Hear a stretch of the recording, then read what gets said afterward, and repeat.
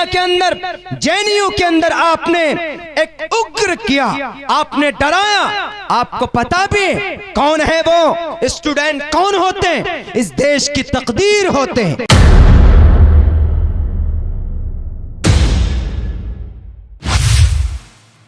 कौन से चक्की का आटा खाकर बैठे हैं ये संविधान को बदलने चले। संविधान को नहीं बदला जा सकता। हम मरते दम तक प्रोटेस्ट जारी रखेंगे। हम मरते दम तक हिंदुस्तान के संविधान को बचाने के लिए सड़कों पर रहेंगे। अगर तुमको इस बात का गुरूर है हमारे पास प्रचंड बहुमत है, हमारे पास 303 एमपीज हैं, तो हमको भी गुरूर इस बात का है 1 अरब हिंदुस्तान के हिंदुस्तानी हमारे साथ हैं। 1 अरब की तादाद ज्यादा होती है 303 के मुकाबले में। और एक बात याद रखना, इस धरती के ऊपर तुमसे भी बड़ा बड़ा जल्लाद आया है। अमेरिका ने सुपर पावर ताकत दिखाया, अफगानिस्तान के अंदर हार कर चला गया।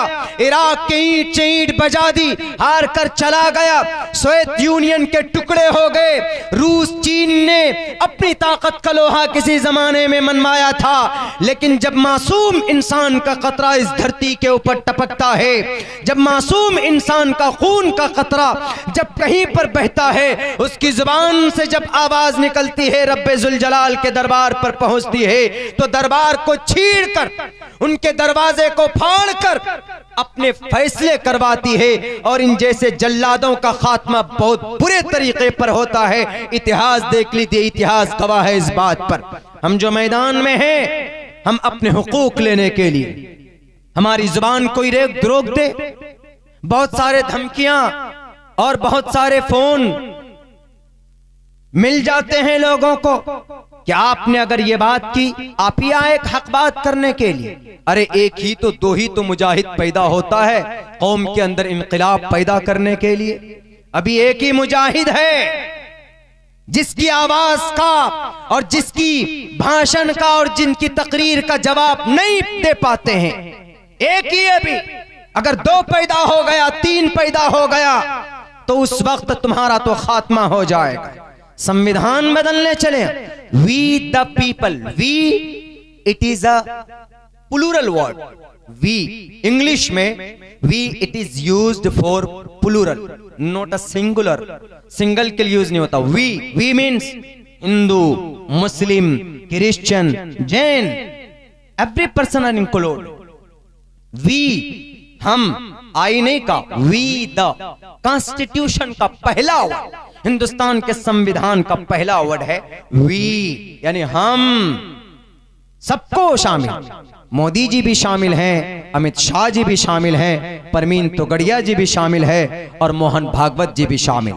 मौलाना अरशद मदनी दामत बरकातुहुम गए उनसे मिलने, उनको कहा कि हम हिंदुस्तान के जो माइनॉरिटीज हैं, मुस्लिम हैं, इनके ऊपर जो जुल्म दर जुल्म हो रहा है।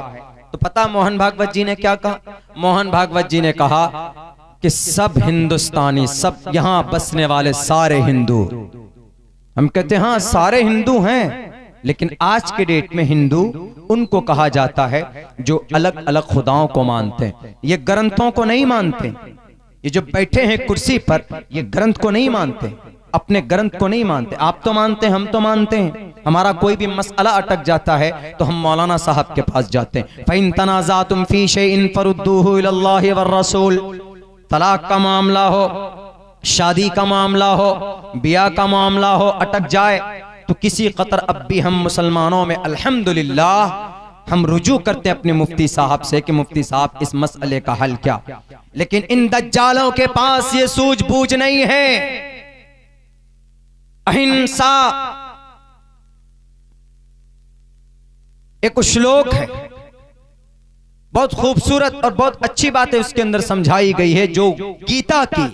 अभी हम उड़ीसा गए तो एक दलित ने कहा कि आप गीता आपको यहाँ पे ज्यादा पढ़ना। हमने सबसे पहले कहा कि गीता पढ़ूंगा, गीता में अच्छी बात भी है। तस्मात् शास्त्रम परमाणम तिकार्य अकार्य व्यवस्थितो ज्ञात्वा शास्त्र विधानोक्तम कर्म कर्तुमिहर्हसि, कि शास्त्रों में अच्छी बात है, उसको नाफिज कीजिए, समाज में लाइए, लोगों को बताइए।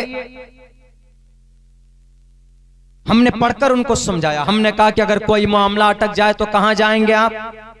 आपके पास तो धन दौलत है, कलेक्टर को खरीद लेते हैं, डीएम को, मिनिस्टर को खरीद लेते हैं आप लोग।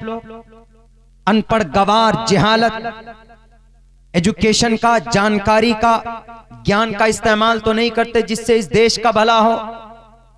इतना झूठ बोला जाता है, इतना झूठ बोला जाता है कि हम धर्म की रक्षा कर रहे हैं। धर्मो रक्षति रक्षतः, भारत माता की जय, भारत माता की जय।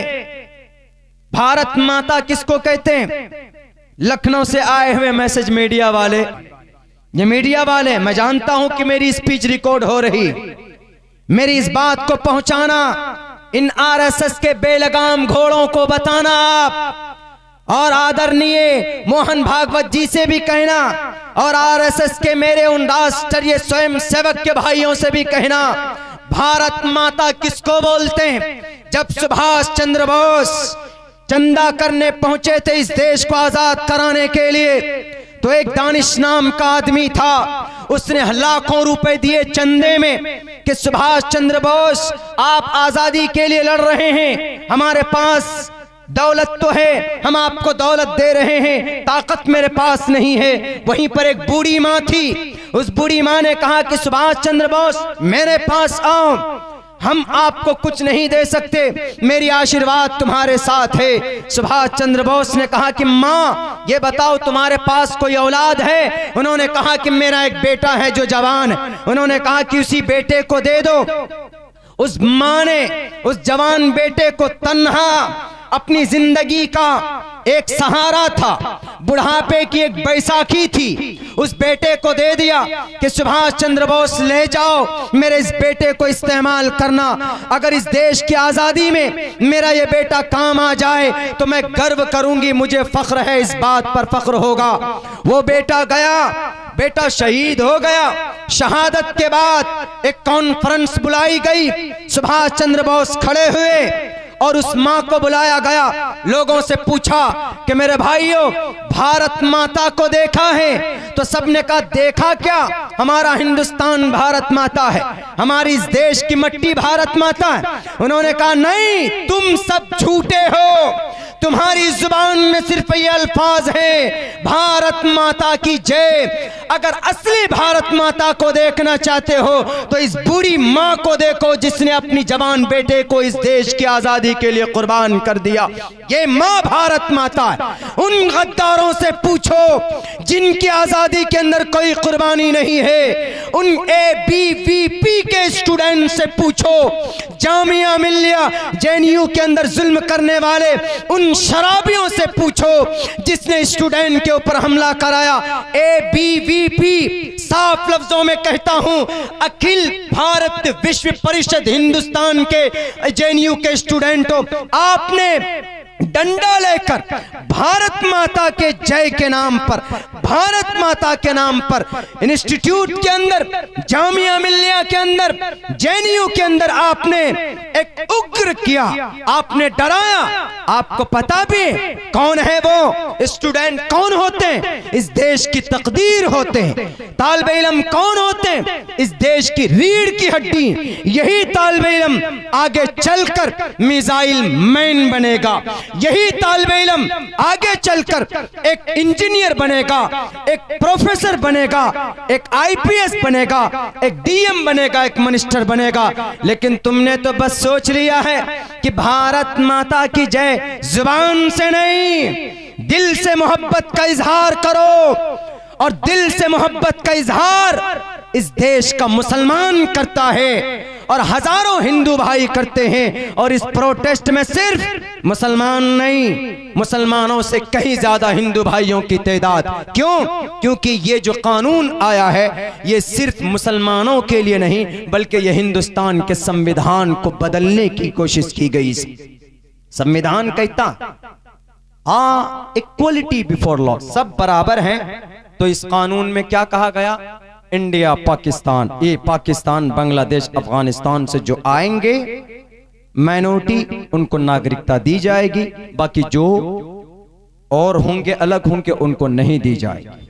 कोई बात नहीं, हम तो ये कहते हैं कि इन 3 देश क्यों, पूरे मुल्क जितने भी देश से हिंदू आना चाहें उनको आप नागरिकता दीजिए, लेकिन the Muslim world why don't you include, क्यों नहीं आपने शामिल किया?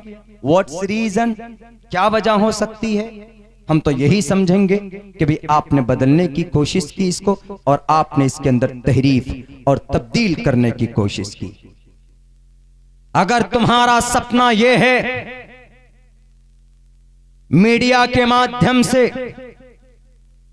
हम उन लोगों को कह देना चाहते हैं, और बोलना freedom of expression, it is our fundamental rights, बोलना आपका बुनियादी हक है। आप भी बोल सकते हैं, जैसे मैं बोल रहा हूं आप भी बोल सकते हैं, ये आपका अथॉरिटी आपको दिया है इंडियन कॉन्स्टिट्यूशन, और हम बोल रहे हैं। अंग्रेज आया 1700 के अंदर, कब्जा किया, कहां गए थे ये लोग, ये चड्डी पहनने वाले लोग कहां गए थे उस वक्त जब आजादी के नारे लग रहे थे? सबसे पहले कौन गया लड़ने के लिए? कलकत्ता की सरजमीन पर कौन गया था? अली वर्दी खान कलिमा पढ़ने वाला था। उसके बाद जब वो शहीद हो गए तो कौन गया? सिराजुद्दौला गया था। 1755 के अंदर, 1799 के अंदर कौन गया था? श्रीरंगापट्टनम के मैदान में कौन था? पूछो इन भगवाधारियों से, इन बेलगाम घोड़ों से, इस देश के खोखले देशभक्ति का दावा करने वालों से कौन गया था? 1799 के अंदर टीपू सुल्तान गए थे। टीपू सुल्तान की जब लाश बिछ गई, उसका सर कलम कर दिया गया, तो जनरल हॉर्स उस